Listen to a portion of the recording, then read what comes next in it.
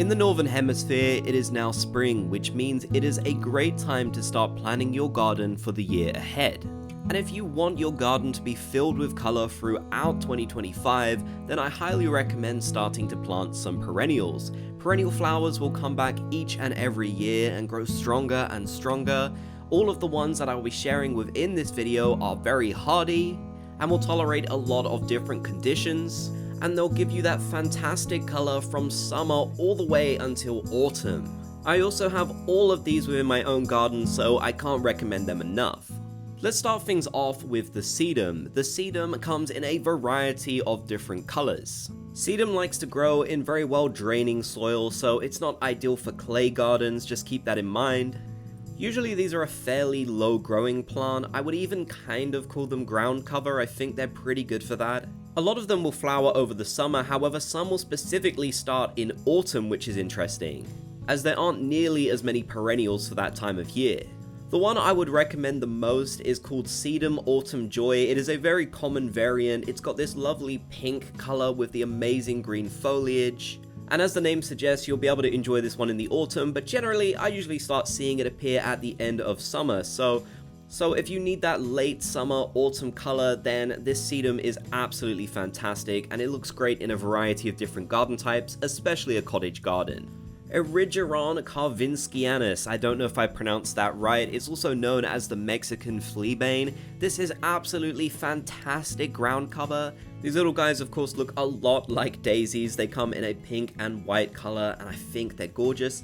This thing will spread like crazy and it loves growing in situations like gravel gardens. It'll tolerate pretty much any type of soil, which makes it incredibly useful, and it'll flower basically all summer long. I find it's not the most hardy out of the plants on this list, but it generally bounces itself back, especially as this is so prolific. You'll see it self-seed a lot around the garden, but I don't think that's much of a problem, honestly. It looks incredible and it'll fill those blank spaces in the soil or in a gravel garden that you've been looking to hide.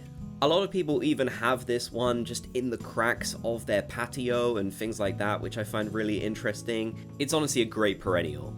On to Nepeta. Now, if you don't want to attract cats to your garden, maybe don't get the Catmint, but I absolutely love it. Once again, this is basically a ground cover plant, growing fairly low. You can get some slightly taller varieties like the one I'm showing now, but I prefer the variety which is called Walker's Low. This is absolutely essential for any cottage garden. It's loved by the pollinators. It's a great alternative to lavender. If you've not been having much luck with that, then this is great because it'll grow in a bit more wider variety of situations I find than lavender. It's not quite as fussy as that plant. It's also very, very hardy. You'll see it come back each and every year, which I love, and you'll even start to get some of the flowers in spring, late spring, all the way through to summer, all the way into autumn. I just love this perennial so much. It's absolutely lovely. Now, how about some taller perennials? Next, we have Thalictrum. This one is called Black Stockings. It's my favorite variety. These guys are kind of tiny little flowers held up on very long stems. So if you're looking for a sort of airy, tall perennial that won't hide your view, but will still give you something really interesting to look at, this one is great. I love the foliage of the black stems. It's really, really nice. This thing can get up to 1.5 meters, so keep that in mind, it's very tall.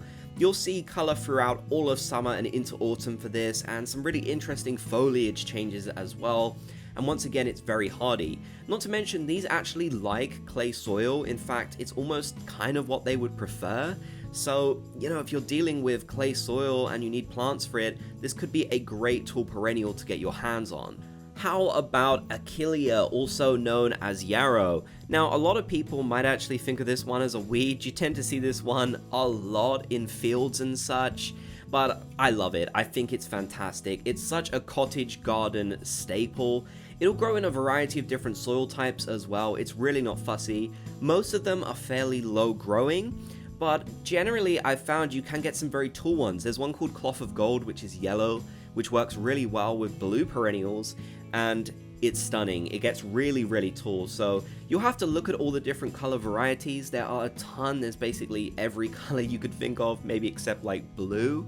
And then, yeah, see what size it grows to. You can find more information by searching the specific name on RHS, which I definitely recommend doing because Achillea is a must-have in a cottage garden. It's got lovely foliage, lovely flower heads. It makes for a great cut flower as well, so lots of benefits to this. Next, we have Echinacea, and once again these appear in a variety of colors, but I personally think the pink purpley colored one known as Echinacea purpurea magnus is the absolute best. This one is so great. It's a lovely sort of prairie type perennial. It goes well with grasses and other things like that. You'll get color all throughout summer and autumn as well.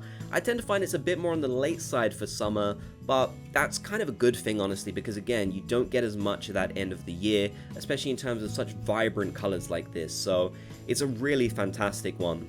Most of these grow fairly low, but they still stand out magnificently amongst other plants.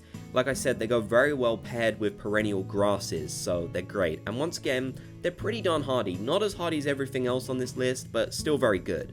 Verbena bonariensis. Again, I don't know if I'm saying that right, but I love verbena so much. Now, the thing to note about verbena is you specifically want this variety, in my opinion. The other varieties are really not hardy at all. In fact, a lot of them are annual flowers, so they're not going to last long. This is a great one. It is probably the least hardy thing on this list, but personally, I've had great experience with them coming back even in really cold temperatures. This thing will self-seed like crazy, and it is by far the tallest perennial on this list. This thing will get to massive heights of about 2 meters, maybe even a bit beyond, and it's stunning. It's got these purple flowers that are absolutely loved by pollinators. They go crazy for these things, especially butterflies, so if you want to attract those, it's a good one for that. And it's just so vigorous. It's a really airy one like the Thalictrum, so it'd go really well with some tall grasses. Again, sort of kind of prairie vibes, I suppose. It's just so nice. I love this one. I can't imagine my garden without it. If I could only recommend one perennial from this list, I would pick this one every single time.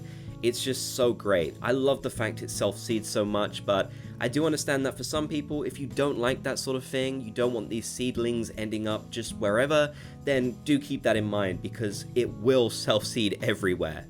Geums, another very low growing variety of perennial. Geums just have these lovely, lovely flowers. They start off pretty early in spring, I find, and then you'll have them all throughout the summer as well. Not really a late summer perennial. I also love the fact these grow in basically every soil type. They don't mind clay, which is great, and they're also incredibly hardy.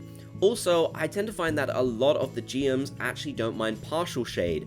Most of the perennials on this list have been full sun, but geums really don't seem to mind partial shade, so they could be a good one if you're working with that aspect. Finally, hardy geraniums. Now, don't get these mistaken with the annual pelargoniums. These are the hardy geraniums, like Geranium Roseanne.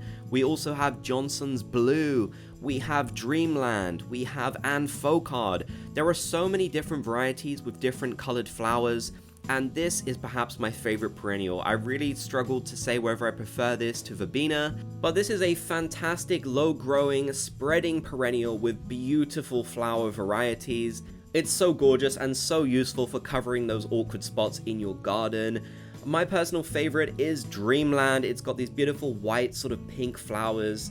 It'll tolerate basically every soil type, which is great. It loves the full sun. It'll flower from spring to summer to autumn, so you'll enjoy the color of this one all year around, which is really useful.